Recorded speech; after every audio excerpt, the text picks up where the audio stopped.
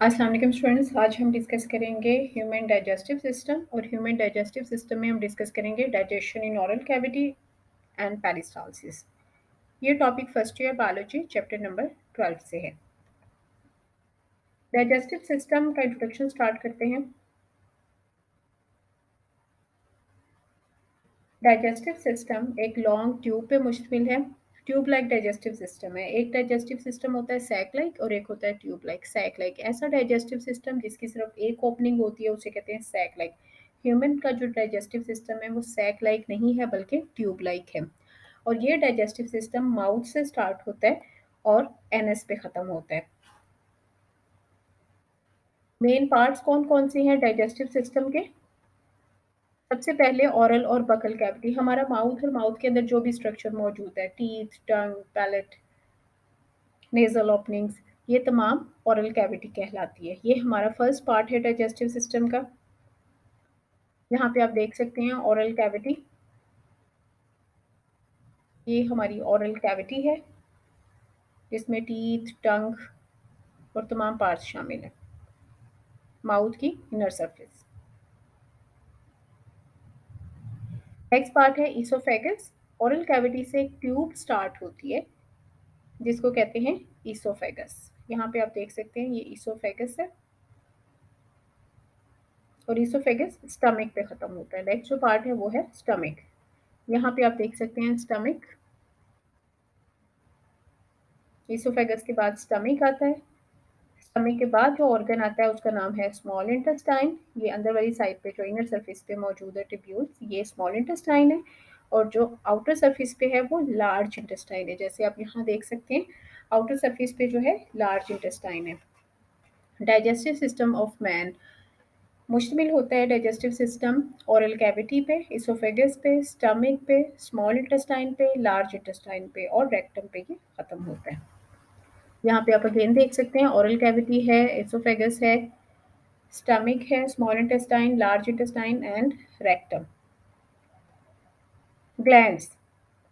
Digestive system के साथ कुछ ग्लैंड्स भी एसोसिएटेड होते हैं जो कि डाइजेशन में रोल प्ले करते हैं। ये 3 ग्लैंड्स हैं। सलाइवरी ग्लैंड्स जो हमारे माउथ में होते हैं। लिवर, ये भी एक ग्लैंड है जो कि बाइल प्रोड्यूस करता है। पैंक्रियाज एक ग्लैंड है जो कि पैंक्रियाटिक जूस प्रोड्यूस करता है, जो कि डाइजेशन में बहुत इंपॉर्टेंट रोल प्ले करते हैं। यहाँ पे आप लोकेशन देख सकते हैं लिवर की, पैंक्रियाज की और सलाइवरी ग्लैंड्स की। लिवर यहाँ पे आपको अगेन नजर आ रहा है, स्टमक के बिल्कुल साथ मौजूद है, जो कि बाइल प्रोड्यूस करता है, जो बाइल डक्ट के थ्रू पोर की जाती है। Site of digestion. अब डाइजेस्टिव सिस्टम में से पूरे में से फूड गुजरता है लेकिन हर जगह पे डाइजेशन नहीं होती। डाइजेशन सिर्फ 3 एरियाज में होती है। वो कौन से एरिया जहाँ पे डाइजेशन होती है यानी break down of food? Oral cavity में डाइजेशन होती है, ये हमारी ओरल कैविटी है। स्टमक में डाइजेशन होती है और इसके अलावा स्मॉल इंटेस्टाइन में डाइजेशन होती है। 3 एरियाज है जहाँ पे डाइजेशन होती है। ओरल कैविटी में डाइजेशन होती है यानी हमारे माउथ में डाइजेशन का प्रोसेस शुरू हो जाता है, फिर हमारे स्टमक में डाइजेशन होती है और उसके बाद हमारी स्मॉल इंटेस्टाइन में डाइजेशन होती है। सबसे पहले डाइजेशन होती है ओरल कैविटी में। Oral cavity 4 important role play करती है। कौन से 4 इंपॉर्टेंट रोल है? सिलेक्शन ऑफ फूड करती है ओरल कैविटी, ग्राइंडिंग करती है उस फूड को छोटे छोटे पीसेस में कन्वर्ट करती है, उसके बाद उस फूड को मॉइस्चर करती है, लुब्रिकेट करती है और फिर उसको डाइजेस्ट करती है। 4 इंपॉर्टेंट फंक्शन है ओरल कैविटी के। सबसे पहला है selection of food. Selection of food, food को देख के हम सिलेक्ट करते हैं कि खाने के काबिल है नहीं है। उस फूड की स्मेल कैसी है, ये भी सिलेक्शन में बहुत इंपॉर्टेंट रोल प्ले करती है। फूड का टेस्ट, अगर टेस्ट अच्छा ना हो तो हम मुंह से निवाला निकाल देते हैं। और इसमें सिलेक्शन में ज़ुबान बहुत इंपॉर्टेंट रोल प्ले करती है क्योंकि ये एक मस्कुलर ऑर्गन है और इसके पास टेस्ट बड होती है। अगर टेस्ट अच्छा ना हो, स्मेल अच्छी ना हो, प्रेजेंटेशन अच्छी ना हो और कोई हार्ड ऑब्जेक्ट लाइक बोन वगैरह या डर्ट मौजूद हो फूड के अंदर, कोई स्टोन मौजूद है, तो उसको हमारी ओरल कैविटी रिजेक्ट कर देती है। नेक्स्ट है ग्राइंडिंग और मास्टिकेशन। उसको बहुत छोटे पीसेस में कन्वर्ट करना, ये काम हमारे टीथ करते हैं। कौन से वाले टीथ केयर करते हैं? जो एंड पे मौजूद है, जो मोलर टीथ है, वो ये काम करते हैं। और क्यों करते हैं ग्राइंडिंग और मास्टिकेशन? क्योंकि जो हमारा इसोफेगस है, जो कि एक ट्यूब है, उसमें से एक छोटी सी बॉल की फॉर्म में ये फूड गुजर सकता है, वैसे नहीं गुजर सकता। और इसके अलावा फूड को का सरफेस एरिया बड़ा हो जाता है ताकि एंजाइम उस पर अटैक कर सके।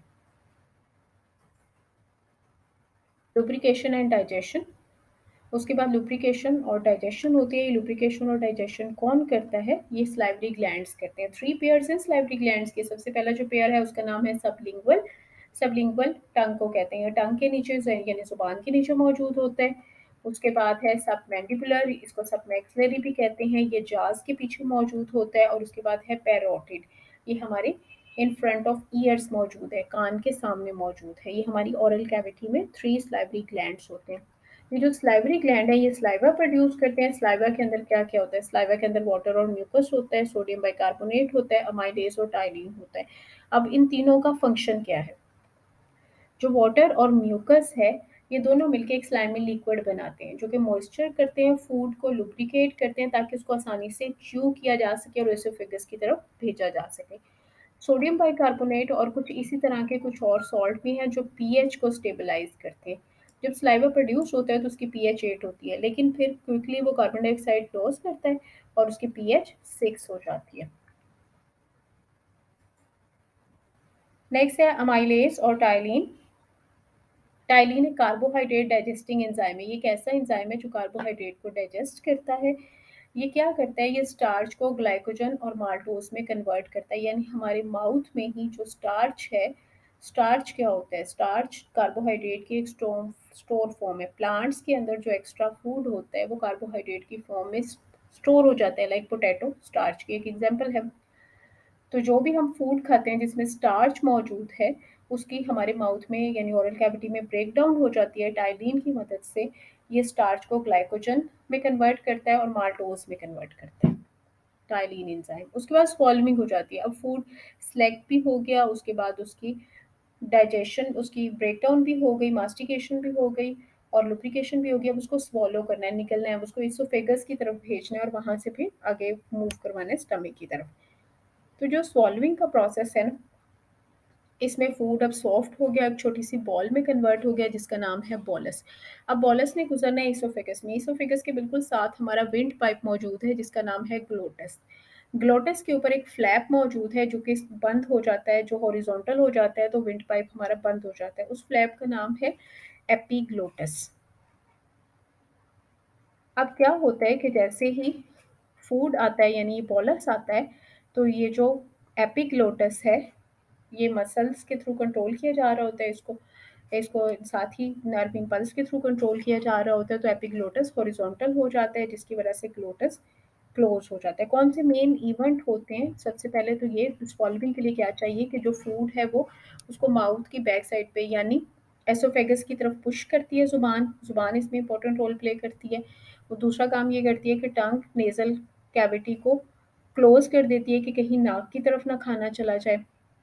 और इसीलिए कहा जाता है खाना खाते हुए बातें नहीं करनी चाहिए, क्योंकि जब खाना खाते हुए बातें करते हैं तो उसके साथ ही हमारा विंड पाइप ओपन होता है, तो हमारे नोज़ की तरफ या हमारे विंड पाइप की तरफ खाना जा सकता है और फूड का कोई पीस जा सकता है। क्लोजिंग द ओपनिंग, इसके अलावा जो विंड पाइप है उसको क्लोज करता है। यानी जब स्वॉल्विंग होती है उसके लिए 3 इवेंट्स का होना ज़रूरी है। बॉलस को एसोफेगस की तरफ भेजना, नेज़ल ओपनिंग को बंद करना और विंड पाइप को बंद करना। अब ये जो नेज़ल ओपनिंग है, इसको तो टंग बंद कर देती है। जो विंड पाइप है उसके ऊपर एपिग्लोटस मौजूद है। एपिग्लोटस को हॉरिजॉन्टल पोजीशन में, जैसे यहाँ डायग्राम में आप देख सकते हैं, हॉरिजॉन्टल पोजीशन में कर दिया जाता है जिसकी वजह से विंड पाइप यानी ग्लोटस बंद हो जाता है। और साथ ही यहाँ पे लेरिंग्स मौजूद है। लेरिंग्स क्या है? ये हमारा वॉइस बॉक्स है, वो उसकी पोजीशन भी अप हो जाती है। उसके बाद फूड को भेजा जाता है इसोफेगस में और इसोफेगस से आगे फिर भेजा जाता है स्टमक में। यहाँ लेकिन यहाँ तक अभी हम इसोफेगस में डिस्कस करें। अभी इसोफेगस के स्टार्ट वाले पोर्शन में तो आ गया। इसोफेगस एक ट्यूब है। इस पूरी ट्यूब में से जो फूड गुजरता है वो एक प्रोसेस से गुजरता है जिसका नाम है पेरिस्टालसिस।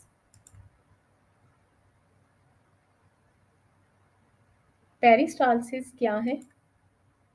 ये ऑल्टरनेट कंट्रैक्शन और रिलैक्सेशन है इसोफेगस की, जिसकी वजह से एक रिदमिक मूवमेंट पैदा होती है जिसको पेरिस्टालसिस कहते हैं। ये देखिए, जैसे आप यहाँ देख सकते हैं, ये कहाँ से स्टार्ट होती है, ये फूड आया, उसके बिल्कुल पीछे से जो इसोफेगस है वो कॉन्ट्रैक्ट हो गया और आगे से रिलैक्स हो गया। उसके बाद फिर आगे से कॉन्ट्रैक्ट हो गया।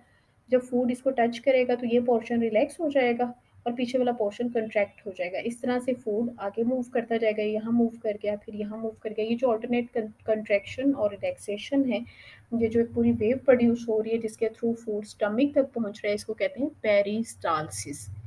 पेरिस्टालसिस कभी-कभार रिवर्स भी हो जाती है और हम सब ने ये एक्सपीरियंस किया हुआ है इसका रिवर्स होना। कब ये रिवर्स होती है? जब किसी भी वजह से कोई भी अनकंफर्टेबल सिचुएशन हो तो उसमें वॉमिटिंग होती है। वॉमिटिंग क्या है? बेसिकली एंटी पेरिस्टालसिस है। एंटी पेरिस्टालसिस क्या है कि स्टमक से फूड वापस माउथ की तरफ आना। तो पेरिस्टालसिस अगर रिवर्स हो जाएगी, फूड जहाँ पे मौजूद है वहाँ से ओपन हो जाएगी और पीछे से क्लोज हो जाएगी और माउथ की तरफ ले आएगी फूड को, तो इसे कहेंगे एंटी पेरिस्टालसिस। और एंटी पेरिस्टालसिस की वजह से वॉमिटिंग होती है। उसके बाद एक टर्म है हंगर पैंग। अगर खाना खाए हुए 12 से 24 घंटे हो गए और ब्लड ग्लूकोज लेवल लो हो गया है, तो स्टमक में एक रिदमिक कंट्रैक्शन शुरू हो जाएगी जिसको कहेंगे हंगर पैंग। और हंगर पैंग इस चीज़ का इंडिकेशन है कि ब्लड ग्लूकोज लेवल बहुत लो हो चुका है, कुछ खाने की ज़रूरत है। डाइजेस्टिव सिस्टम ऑफ मैन हमने आज डिस्कस किया। इसको अब समराइज करते हैं। पार्ट ऑफ डाइजेस्टिव सिस्टम के जो पार्ट्स हैं उसमें ओरल कैविटी और बकल कैविटी शामिल है, इसोफेगस शामिल है, स्टमक, स्मॉल इंटेस्टाइन और लार्ज इंटेस्टाइन शामिल है। ग्लैंड्स हमने डिस्कस किए, 3 ग्लैंड्स हैं, salivary glands, liver and pancreas, जो डाइजेस्टिव सिस्टम के साथ मिलकर काम करते हैं। 3 साइड्स ऑफ डाइजेशन है, ओरल कैविटी, स्टमक और स्मॉल इंटेस्टाइन, जहाँ पे खाना डाइजेस्ट होता है। गुजरता पूरे डाइजेस्टिव सिस्टम से है, लेकिन डाइजेशन उसकी ब्रेकडाउन सिर्फ 3 जगह, 3 पार्ट्स पे होती है। ओरल कैविटी में जो डाइजेशन होती है, oral cavity 4 important function play करती है। सिलेक्शन ऑफ फूड करती है, ग्राइंडिंग और मास्टिकेशन करती है, लुब्रिकेशन करती है और डाइजेशन करती है। क्यों करती है? ताकि फूड वहाँ से एसोफेगस की तरफ भेजा जा सके। एसोफेगस की तरफ जो फूड भेजा जाता है उसको कहते हैं स्वॉल्विंग। स्वॉल्विंग के लिए एक बहुत इंपॉर्टेंट फिनोमेना होता है जिसे कहते हैं पेरिस्टालसिस। और स्वॉल्विंग के लिए ज़रूरी है कि फूड को एसोफेगस की तरफ टंग पुश करे, नेज़ल ओपनिंग बंद हो और उसके साथ ही एपिग्लोटस, जो कि हमारे विंड पाइप के ऊपर एक फ्लैप है, हमारे विंड पाइप का नाम है ग्लोटस, उसके ऊपर एक फ्लैप है जिसका नाम है एपिग्लोटस, वो हॉरिजॉन्टल पोजीशन में हो यानी वो बंद हो जाए, तो फिर फूड इसोफेगस की तरफ जाएगा। पेरिस्टालसिस रिथमिक कंट्रैक्शन है जिसके थ्रू फूड एसोफेगस से स्टमक की तरफ जाता है। अगर ये रिवर्स हो जाए, फूड स्टमक से वापस माउथ की तरफ आए, तो उसे कहते हैं एंटी पेरिस्टालसिस, जिसकी वजह से वॉमिटिंग होती है। हंगर पैंग, अगर खाना खाए हुए 12 से 24 घंटे हो जाएं और ब्लड ग्लूकोज लेवल बहुत हो ज़्यादा लो हो जाए, तो उसकी वजह से स्टमक में कंट्रैक्शन शुरू हो जाती है जिसको कहते हैं हंगर पैंग। इसके साथ ही आज का टॉपिक ख़त्म हुआ। Thank you for